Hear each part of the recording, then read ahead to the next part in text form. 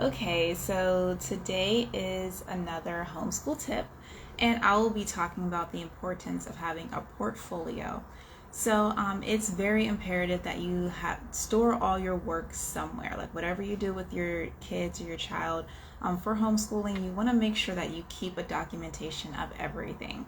Now, with the higher regulation states, with most states actually, they do require that you keep a portfolio regardless. But if you do live in a state that doesn't have the need for keeping a portfolio or just keeping the work, I'd recommend that you still do it just in case you happen to move out of state. Whenever you go to another state, just say if you move from a no notice, low regulation school to a state that has a high regulation, they're going to you want to make sure that you have paperwork showing that you have it, even though it's not necessarily required, because they're going to do it based on whenever you come. But just to have you don't want any issues or anything like that.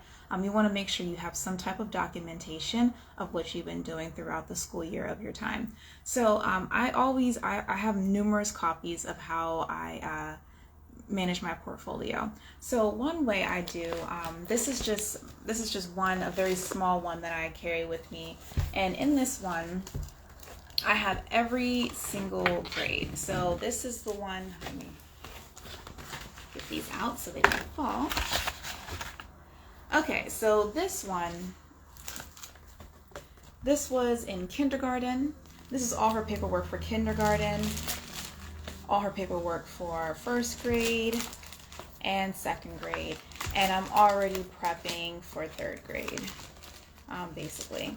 So even if I were to move out of state or whatever, I would not throw any of this paperwork away, just in case I happen to go to just depending on where I move, you never know, depending on the state, sometimes it's required that the superintendent looks at your portfolio. It just all depends on where you're going, so you want to be prepared so you just have no issues. So for Pennsylvania, I know for second grade I can just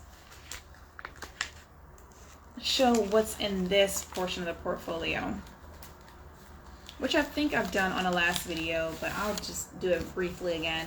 So I have my certificate of achievement, her evaluation, because that's required in the state in which I live in. Another part of the evaluation, the school district's affidavit stating that they received my affidavit. Just another part of it, verifications, because of the requirements. So these are basically all the requirements, my affidavit. I have this is all part of the affidavit. My school year calendar, that's marked showing 180 days because that's required in the state I live in. And then the closing state showing that she was evaluated and that the school year has been wrapped up officially.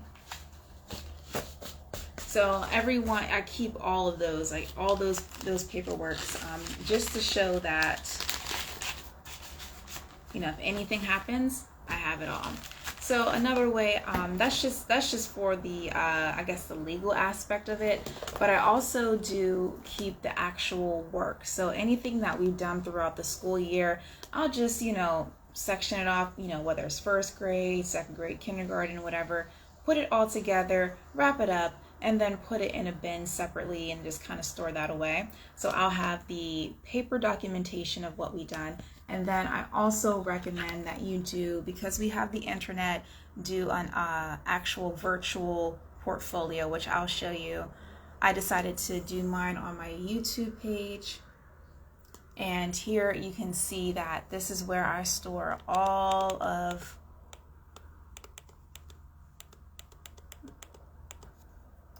the things that we've done in homeschool.